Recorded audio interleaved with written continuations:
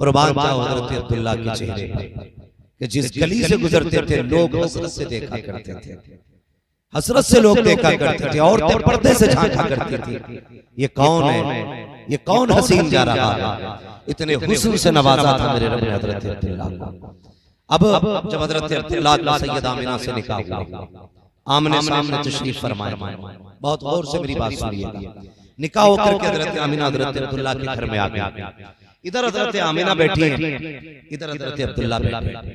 अब दोनों के जुमले सुनिए। हजरत आमिना कहती हैं, अब्दुल्ला अल्लाह का शुक्र है जिसने मुझे आप जैसा खूबसूरत और खूबसूरत शोहर अता किया। ये किसने कहा? हजरत आमिना ने। रब का शुक्र है जिसने मुझे आप जैसा खूबसूरत और खूबसूरत शोहर अता फरमाया। तो हजरत अब्दुल्ला क्या कहते हैं? हजरत अब्दुल्ला कहते हैं, नहीं आमिना, तुझसे ज्यादा नसीब वाला तो मैं हूँ, क्योंकि रब ने मुझे सबसे बेहतर खूबसूरत और खूबसूरत बीवी अता फरमाई। आज गौर करने की बात ये है, हर घर में तलाक लगभग आलम ये है कि झगड़े तो 100% घरों में, किसी के कान पर उतर जाती है, किसी के कंधे से उतर जाती है, उतरती हर घर से। हालात देखिए कि अब जब आम मियां बीवी आमने सामने बैठते तो फिर तलाक से पहले नौबत नहीं आती। ऐसे झगड़े बढ़ जाते हैं कि बीवी अपने घर बैठ जाती है और शौहर अपने। फिर बीच के लोग समझौते के नाम पे कहते हैं चलो फिर फैसला ही कर लिया।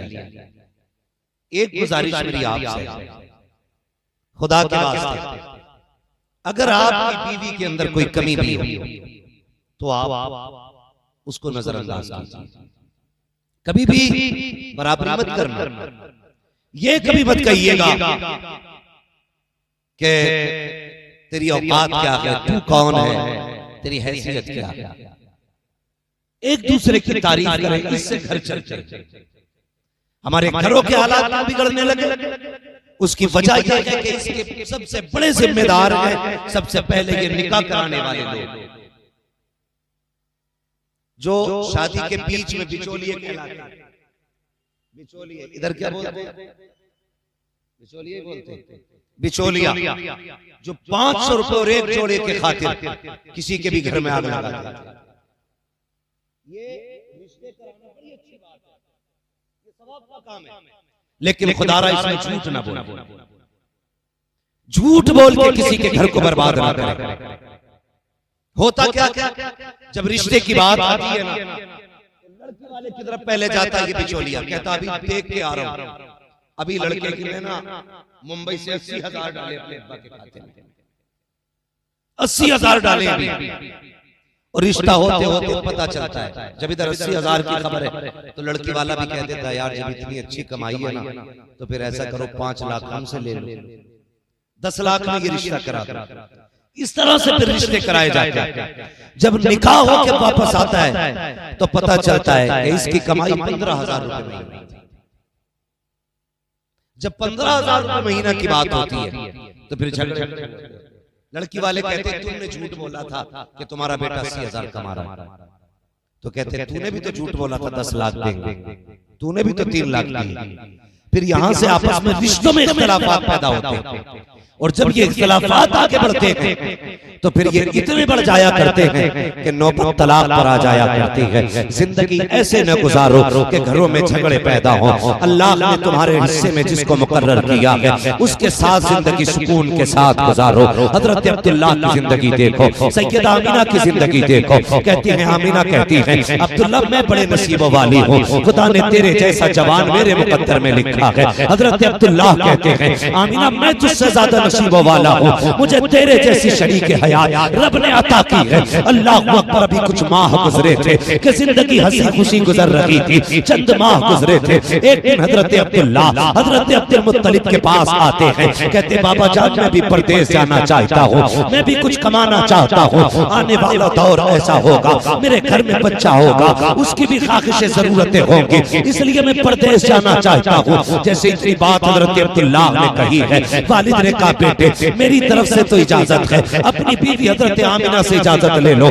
जैसे हजरत अब्दुल्ला सैयदा आमिना के पास आए हैं, कहते आमिना कहा जी का परदेश जाने की इजाजत दो, मैं कुछ कमाने जाना चाहता हूँ, मैं बिजनेस के लिए जा रहा हूँ, तिजारत के लिए जा रहा हूँ। हजरत आमिना ने इतना सुना, आंख में आंसू आ गए, कहने लगे मेरे सरताज अभी जिंदगी के कितने लम्हे साथ गुजरे थे, अभी कितने दिन गुजरे हैं, अभी तो दिलों की हसरतें मुकम्मल लगी हुई है। अब्दुल्ला भी मैंने जी भर के देखा नहीं, इतनी जल्दी जुदाई की बातें कर रहे हो, कामिना जल्दी इजाजत है, मैं फिर वापस आऊंगा, वादा करता हूँ तेरे हाथ की पकी रोटी भी खाएंगे, तेरे साथ बैठ करके मोहब्बत भरे लम्हे भी बिताएंगे। अल्लाह अकबर। हजरत आमिना ने हजरत अब्दुल्ला को इजाजत देती है। जैसे हजरत अब्दुल्ला परदेश जा रहे हैं, जहाँ तक हजरत अब्दुल्ला नजर आए हैं, सैयदा ने खड़े होकर के अपने सरताज को जाते हुए देखा है। अल्लाह अकबर। कुछ दिन बीत जाते हैं, कुछ वक्त गुजर जाता है, इधर हजरत आमिना हजरत अब्दुल्ला की वापसी के इंतजार में है। जब वो वक्त करीब आया जिस वक्त में हजरत अब्दुल्ला को पलट करके आना था,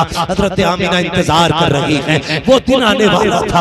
आप कहते हैं बाबा कहा जी का मेरे अब्दुल्ला का पता नहीं चला है, चाहिए किसी से पूछो तो सही मेरे अब्दुल्ला अभी तक आए क्यों नहीं है। हजरत अब्दुल्ला के इंतजार में सैयदा आमिना क्या करती है, एक दिन घर में सफाई की है, खाने के इंतजाम में लग जाती है। हजरत अब्दुल मुत्तलिब ने कहा था ए बेटी आमिना बता तो सही ये क्या कर रही हो। कहा आज अब्दुल्ला आ सकते हैं, मैं इसलिए घर की सफाई कर रही हूँ, मैं घर में इंतजाम कर रही हूँ।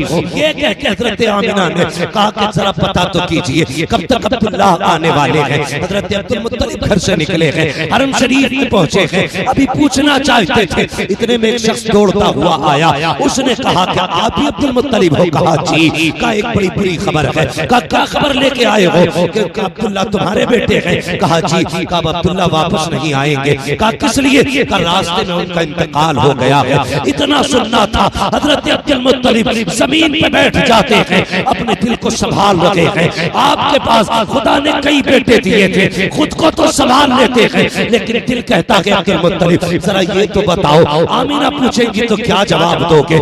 ये सोच करके आप जब कदम घर की तरफ बढ़ाते हैं, हर कदम उठता हुआ ऐसा लग रहा था जैसे कोई जमीन को फैला रहा हो, कदमों को किसी ने पकड़ लिया हो। अब घर की तरफ बढ़ रहे हैं, हिम्मत जवाब दे गई है, अपने दरवाजे पर आए हैं। जैसे आने की आहट महसूस हुई है, सैयदा आमिना दरवाजे पे आ जाती है। आने के बाद कहती हैं अब्बा बताओ तो सही मेरे अब्दुल्ला का पता चला कि नहीं। अल्लाह अकबर। हजरत अब्दुल मुत्तलिब की सुर्ख आंखें देखती हैं, भीग जाती है हजरत अब्दुल मुत्तलिब की आंखें, कहती हैं ए आमिना ए बेटी अब किसी का इंतजार मत करना, जिस अब्दुल्ला के इंतजार में तू शाम शाम जागती है, दिन भर रात तकती रहती है, अब वो अब्दुल्ला नहीं आने वाला है। इतना सुनना था। सैयदा जमीन पे बैठ जाती है, अपने शिकम पे हाथ रखा है, कहती है मेरे परवरदिगार मेरे शिकम में जो बच्चा है अभी इसने बाप का चेहरा नहीं देखा, अभी इसने बाप को नहीं देखा, इसके दुनिया में आने से पहले बाप का साया ले लिया गया। ए मेरे परवरदिगार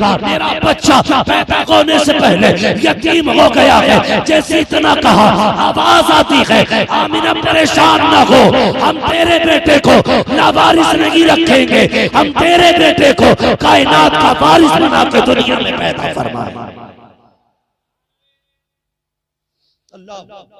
ये हजरत अब्दुल्ला हजरत अब्दुल मुत्तलिब हजरत अब्दुल्ला की मौत की खबर हजरत अब्दुल्ला के घर आई है। सैयदा आमिना की वो जिंदगी के लम्हे याद रखना। मैं एक बात पहले कहना चाहूंगा, जहां तक मेरी आवाज जा रही हो, और बेटी वालों तो मेरी बात नोट करके लेके जाना, अपनी बेटियों को ये सबक दे देना, कभी शोहर को बद्दुआ न देना, कभी शोहर के खिलाफ कोई गलत जुमला न कहना। खुदा की कसम शोहर शोहर हुआ करता है, शोहर शोहर हुआ करता है। जब कभी झगड़ा होता है कितनी आसानी से औरतें कह देती हैं जा पलट के मत आना, मुझे तेरी सूरत भी अच्छी नहीं लगती है, मैं तुझे देखना नहीं चाहती। ए मेरी बेटी मेरी बहन तुझे खुदा का वास्ता शोहर शोहर होता है, इसे बद्दुआ न दे, बल्कि ये घर से निकले मुसल्ला बिछा के सजदे में सर रख के अपने रब से दुआएं किया कर। मालिक सुहागन के जोड़े में छोड़ के गया है, सुहाग के जोड़े में मालिक ने लाना, ये दुआएं मांगा करो। वरना हमने देखा है अगर शोहर चला जाता है तो वो औरतें जिनकी हुकूमत घर में चला करती है,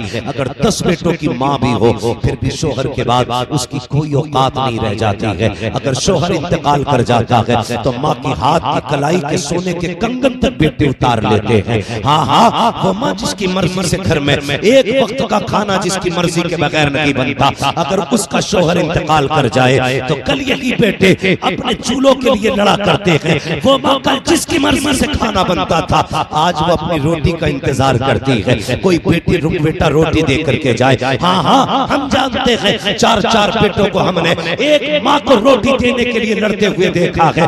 ये कहते सुना है आज बारी तेरी है, आज बारी तेरी है। ए मेरी बहन, अपने शौहर की जिंदगी की सलामती की दुआएं मांगना। अगर ये सलामत है तो तू किसी की मोहताज नहीं रहेगी, अगर ये चला गया तो तेरी जिंदगी में दुखों के सिवा कुछ नहीं रह जाएगा। हाँ हाँ, तेरे घर के आंगन में वो नूरानी छत तो होगी लेकिन इज्जत से रोटी देने वाला कोई ना होगा। तेरे बदन पे कपड़े तो होंगे लेकिन उन कपड़ों की रौनक मिट चुकी होगी। तेरे सर पे दुपट्टा तो होगा लेकिन उसकी जीनत जा चुकी होगी। हाँ हाँ, अगर शौहर का जनाजा उठा तो सिर्फ कमाने वाला नहीं, तेरी हसरतें कब्रिस्तान चली जाएंगी, तेरी ख्वाहिशें कब्रिस्तान चली जाएंगी। इसलिए मैं कहता हूँ कभी शौहर को बददुआ न देना। अगर कहना है तो ये कहना मालिक मैं रखूं न रखूं, मेरे शौहर का साया मेरे बच्चों पे सलामत रखना।